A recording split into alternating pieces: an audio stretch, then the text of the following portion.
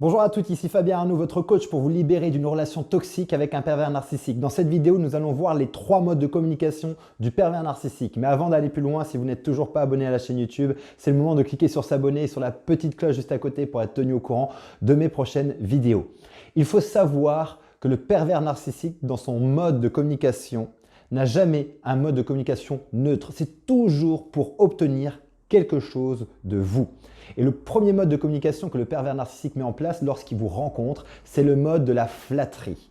C'est la flatterie, les mots doux, les mots tendres, à quel point vous êtes extraordinaire, à quel point vous êtes une femme incroyable, à quel point vous êtes une personne géniale et qui va tout simplement attiser quoi chez vous? De la gentillesse et de l'amour. C'est donc pour obtenir votre gentillesse, votre amour et votre attention et pour que vous croyiez tout simplement que vous êtes tombé sur une personne incroyable, que le pervers narcissique, c'est potentiellement l'homme de votre vie. Donc ce mode de communication, il va l'utiliser principalement au départ de votre relation et de temps en temps ensuite, par la suite, pour souffler le chaud et le froid. Le deuxième mode de communication que le pervers narcissique utilise, c'est la peur par la menace, la colère et le chantage qui va susciter chez vous donc de la peur. Parce que par la peur, il peut vous manipuler. Par la peur, il peut vous forcer à agir différemment de ce que vous vouliez.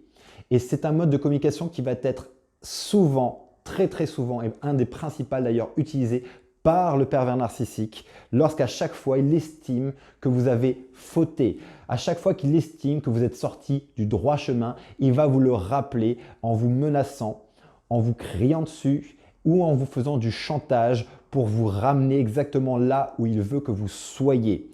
Donc ça, c'est le deuxième mode de communication qui est utilisé largement par le pervers narcissique. Mais il y a un troisième mode de communication qui est aussi intéressant, c'est la victimisation. Régulièrement, le pervers narcissique va se victimiser.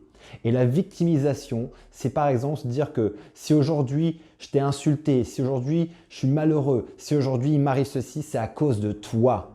Parce que la victimisation, qu'est-ce que ça va créer chez vous? Ça va créer souvent de la culpabilité. Vous allez vous sentir coupable et responsable de son état.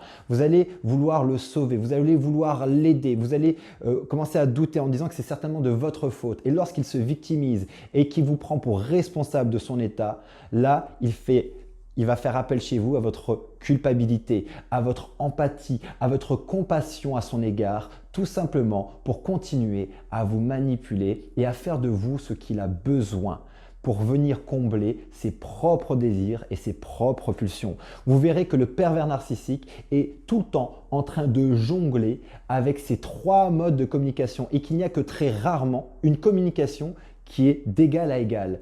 Il y a rarement, voire jamais, une communication qui est parfaitement gratuite. Lorsque je te fais un compliment, c'est parce que je veux obtenir quelque chose de toi. Lorsque je te crie dessus, que je te menace, que je te fais du chantage, c'est parce que je veux obtenir quelque chose de toi. Lorsque je me victimise, c'est parce que je veux obtenir quelque chose de toi.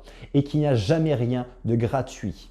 Comprenez ces 3 modes de communication et je vous garantis que ça vous donnera vraiment du recul dans la façon que vous avez d'aborder les conversations, les discussions et tout ce que vous vivez dans la relation avec le pervers narcissique. Et ça va vous permettre vraiment de commencer à mettre de la distance. Comprenez qu'il n'y a rien sans rien avec le pervers narcissique. C'est œil pour œil, dent pour dent. Et surtout, je veux à chaque fois que je communique avec toi, créer un impact émotionnel chez toi pour soutirer quelque chose de toi.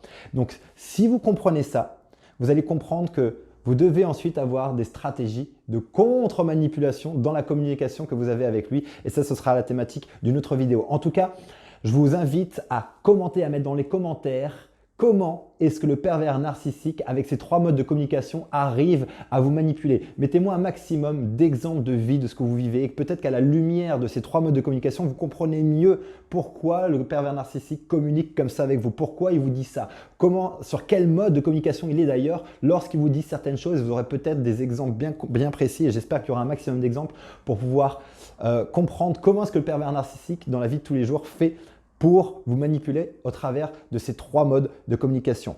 En tout cas, si aujourd'hui vous avez besoin d'être aidé, d'être accompagné au quotidien avec des astuces pour vous libérer de ce type de relation. J'ai mis en place une newsletter, vous pourrez vous inscrire, c'est parfaitement gratuit. Vous trouverez le lien dans le descriptif de cette vidéo où chaque jour, j'envoie un mail pour vous donner une astuce pour vous libérer de ce type de relation d'emprise. Et pour les personnes qui voudraient aller encore plus loin, vous avez la possibilité de prendre rendez-vous pour une session diagnostic au téléphone avec moi. Durant cette session, on fera le point sur votre situation et je vous expliquerai la solution la plus rapide pour vous libérer d'une relation toxique avec un pervers narcissique. Vous retrouvez le lien dans le descriptif de cette vidéo, vous cliquez dessus, vous serez redirigé vers mon agenda, vous prenez rendez-vous et je vous appelle.